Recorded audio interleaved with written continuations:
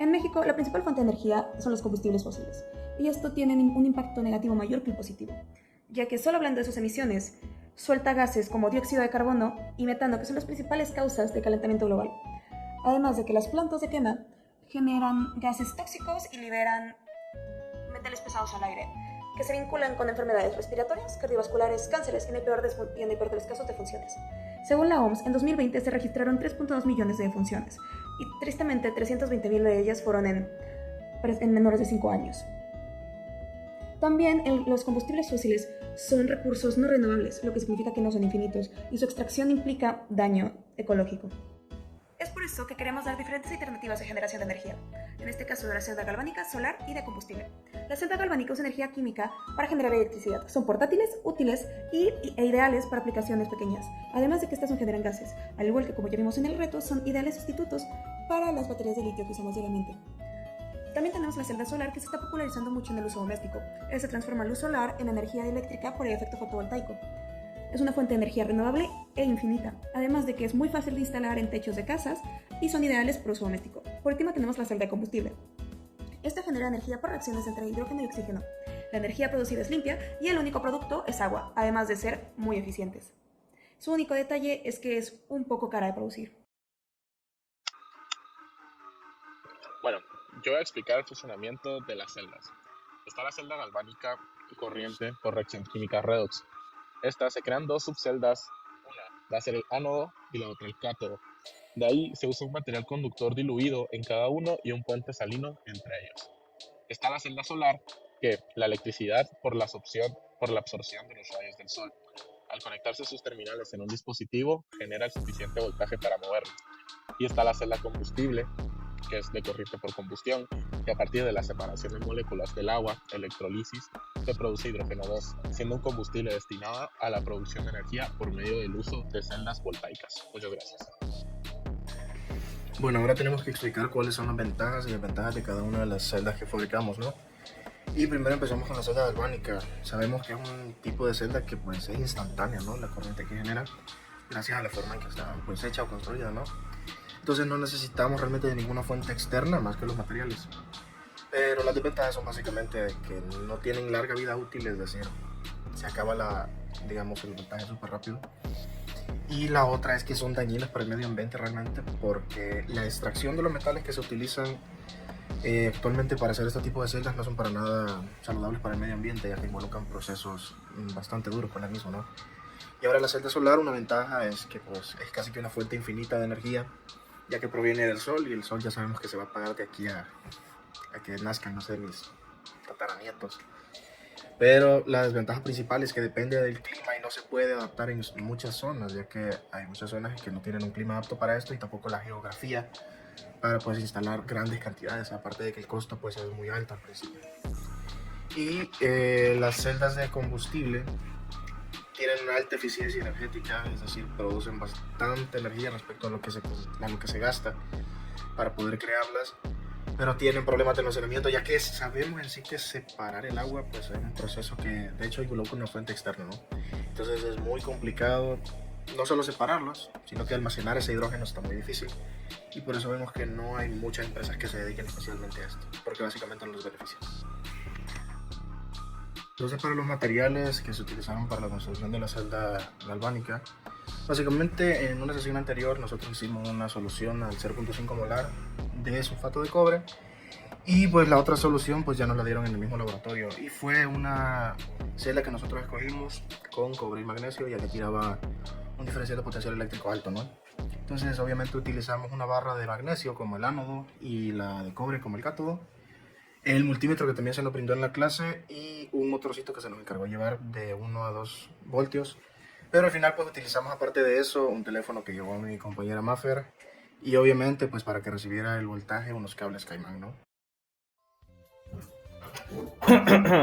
Bueno, ahora con la parte de construcción. Primero, en cuanto a lo de disolución. Primero, calculamos la cantidad de soluto necesaria para hacer nuestra disolución, ¿verdad? Agregamos la disolución en agua destilada, la transferimos a un matraz y la mezclamos homogéneamente. y ya cuando se veía que estaba homogéneamente, como que era un solo líquido, la guardábamos en un frasco etiquetado del cual íbamos a utilizar después. Luego, en cuanto a la construcción, primero colocamos entre 30 y 40 mililitros del sulfato de cobre a 0.5 molar en un vaso de 50 mililitros, un vaso de plástico. Limpiamos la barra de magnesio para deshacernos de las impurezas, la envolvimos en papel toalla para evitar el contacto directo con el cobre. Conectamos los electrodos con cables de caimán, medimos el voltaje y corriente con un multímetro para ya luego conectar a nuestro motor pequeñito, que en este caso era un juguete, y vimos que sí funcionaba.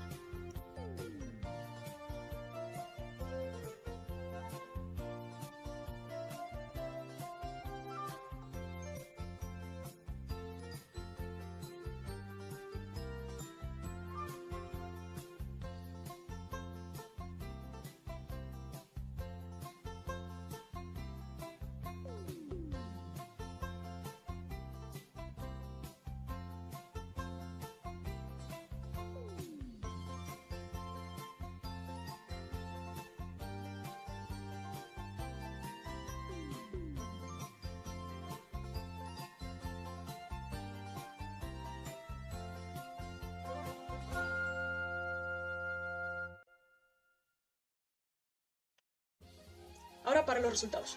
Desde un inicio la meta de este proyecto siempre ha sido encontrar una alternativa a la creación de energía tradicional, es decir, una alternativa a la gasolina o la fisión nuclear.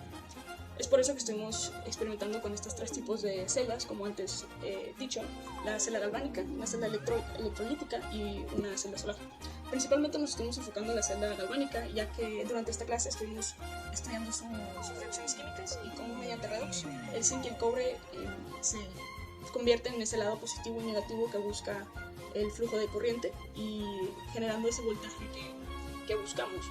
Y gracias a eso pudimos con una celda generar 1.4 voltios.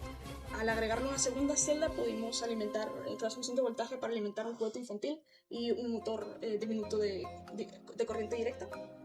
En la celda solar al mismo tiempo tuvimos éxito al alimentar un LED blanco.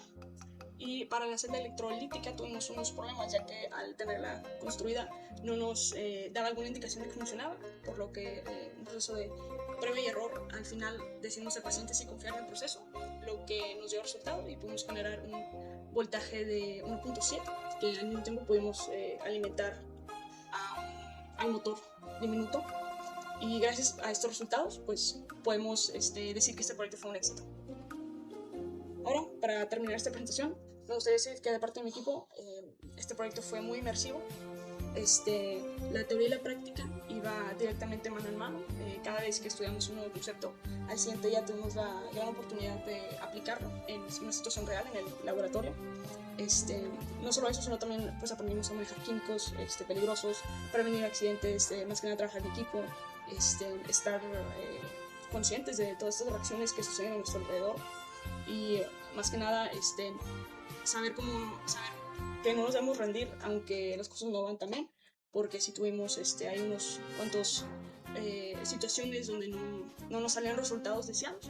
Sin embargo, pues gracias al apoyo de nuestro equipo y de nuestro salón pudimos salir adelante con estos proyectos y pues más que nada nos hizo dar cuenta que nuestros recursos eventualmente del mundo eventualmente se van a acabar, y es por eso que debemos dar la mirada hacia estas nuevas alternativas de energía, ya que no solo para el bien personal, sino para el bien de nuestra comunidad. Y gracias a este tipo de proyectos, pues es una muy buena manera de introducir a nosotros, los estudiantes, a la nueva generación de ingenieros y químicos, ante esta nueva problemática a la que nos enfrentamos. Y nos gustaría decir que este proyecto ha sido pues, muy divertido, muy inmersivo. Y eso sería todo para esta presentación. Muchas gracias. Happy birthday to you. Happy birthday to you. Happy birthday.